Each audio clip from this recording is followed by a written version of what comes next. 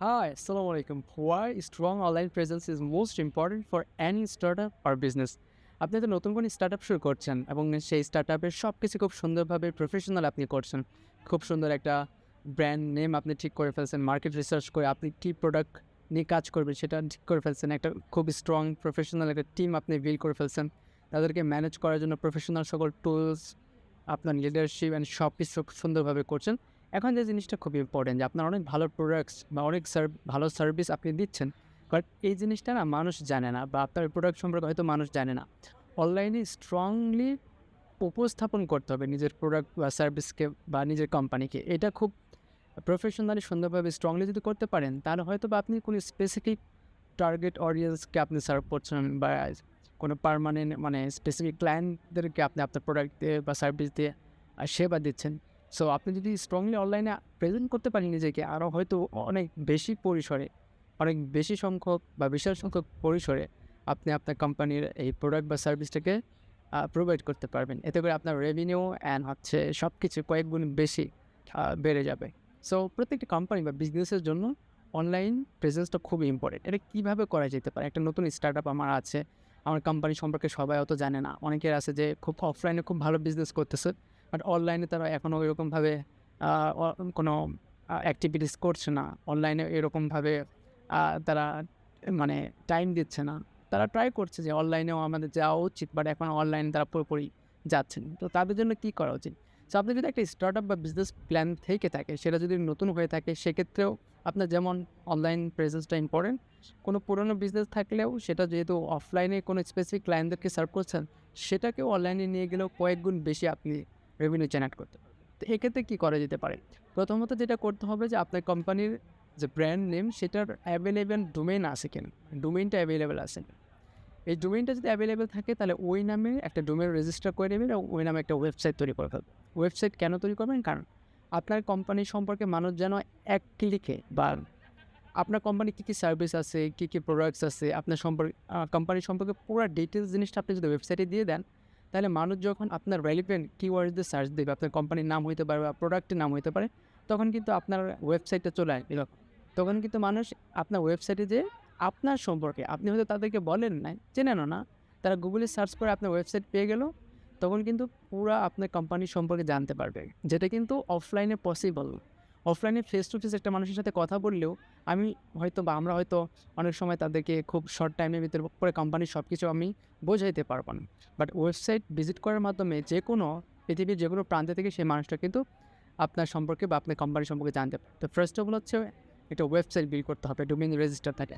Second of all হচ্ছে যে Google knowledge panel বা গুগল মাই বিজনেস আমাদের তৈরি করতে হবে। গুগল নলেজ প্যানেলটা শুরুর দিকে আমাদের হবে না। তাহলে সেক্ষেত্রে গুগল নলেজ প্যানেলের মতো যেটা আমাদেরকে কাজ করবে সেটা হচ্ছে গুগল মাই বিজনেস।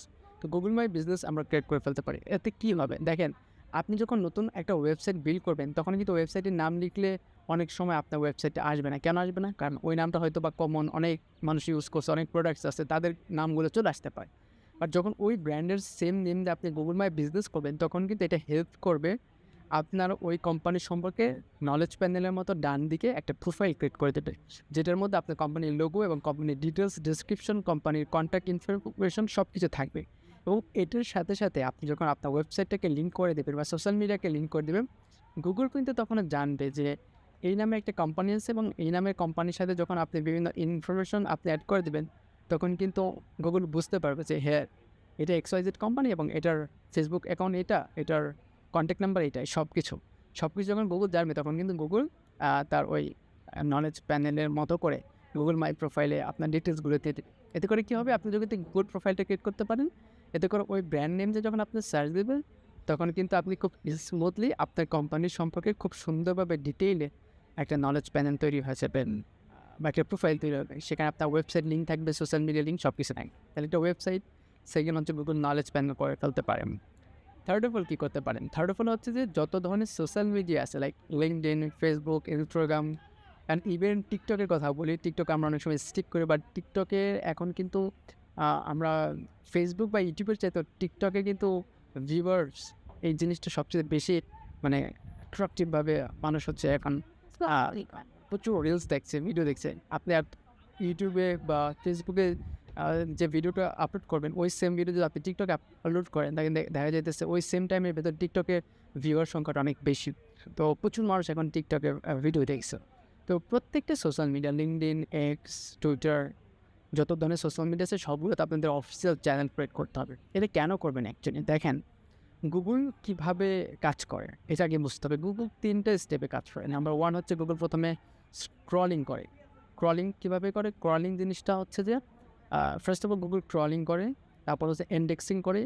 ক্রলিং মানে হচ্ছে গুগল তাদের নিজস্ব রোবট আছে বা সিস্টেম আছে, যেই সিস্টেমটা ইন্টারনেট থেকে যত ধরনের ওয়েবসাইট বা ইউআরএল লিঙ্ক আছে সবগুলো কালেক্ট করে।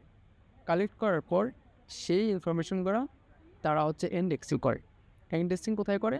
তাদের যে নিজস্ব ডেটা সার্ভার আছে সেখানে ওই স্ক্রলিং করে। ক্রলিং মানে হচ্ছে ধরেন আমার ওয়েবসাইট, আপনার ওয়েবসাইট, যত ধরনের পৃথিবীতে ওয়েবসাইট আছে সবগুলো গুগল স্ক্রলিংয়ের মাধ্যমে জোগাড় করে ইন্ডেক্সের মধ্যে রাখে। 3 নাম্বার হচ্ছে আমরা যখন কোনো কিছু সার্চ করি তখন সেই সার্চ রেজাল্টটা সেই ইন্ডেক্সিং থেকে আমাদের ইনফরমেশনগুলো গুগল দেয়।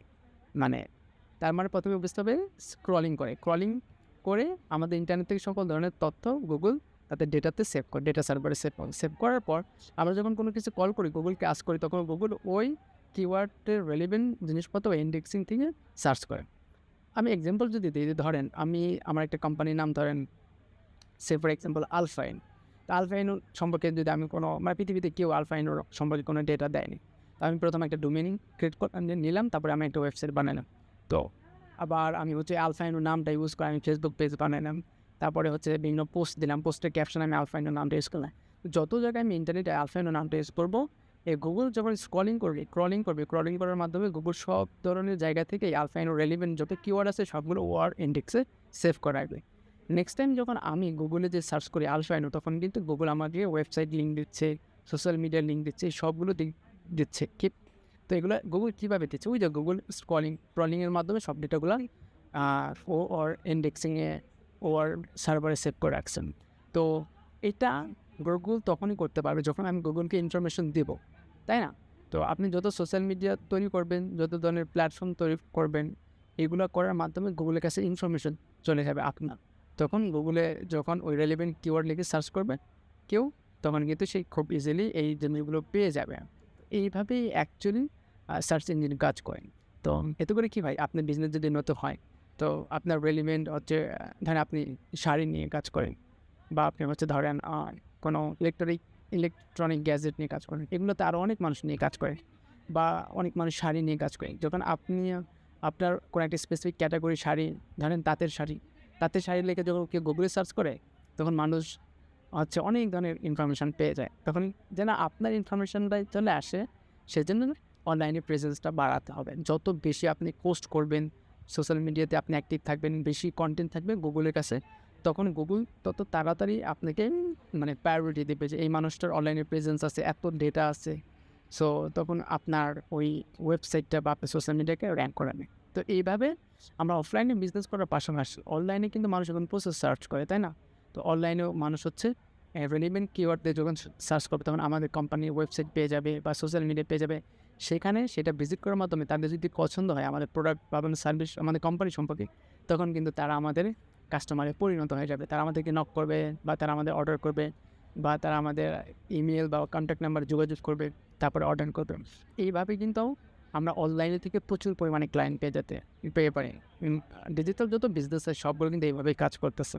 সো আপনি অফলাইনে ভালো করতেছেন, উইচ ইজ ভেরি ওকে। আপনি একই সাথে কিন্তু অনলাইনে প্রেজেন্স থাকতে পারেন, যাতে করে আপনি সেম এফোর্ট দিয়ে আরও কয়েক গুণ বেশি আপনি কাস্টমার পেতে পারেন বা রেভিনিউ জেনারেট করতে পারেন।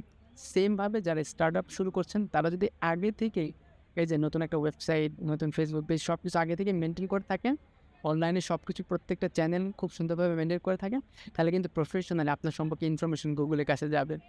তাতে করে কিন্তু সার্চ ইঞ্জিনে আপনাকে হেল্প করবে, বা আপনার কোম্পানি সম্পর্কে মানুষ জানবে। তো যে ধরনের বিজনেসই করেন না কেন, সেটার অনলাইন প্রেজেন্স থাকাটা খুবই ইম্পর্টেন্ট। কারণ এখন 21st সেঞ্চুরিতে সবাই কিন্তু এখন অনলাইনে সার্চ করতে চায়, খুব তাড়াতাড়ি ফাস্ট চায়, প্রফেশনালি চায়। এখন কিন্তু মুখের কথার চাইতে মানুষ যখন সার্চ করে গুগল থেকে কোনো একটা রিভিউ বা কোনো কিছু দেখবে, তখন কিন্তু সবচেয়ে বেশি প্রাধান্য দেয়। সো এইভাবে আমরা আমাদের বিজনেস বা স্টার্টআপকে অনলাইনে প্রেজেন্স করার মাধ্যমে আমাদের বিজনেসটাকে কয়েক গুণ বেশি প্রফিটেবল করে ফেলতে পারি। সো দেখা হবে নেক্সট ভিডিওতে অন্য কোনো টপিক নিয়ে। ততক্ষণ সবাই ভালো থাকেন। As always thanks for watching.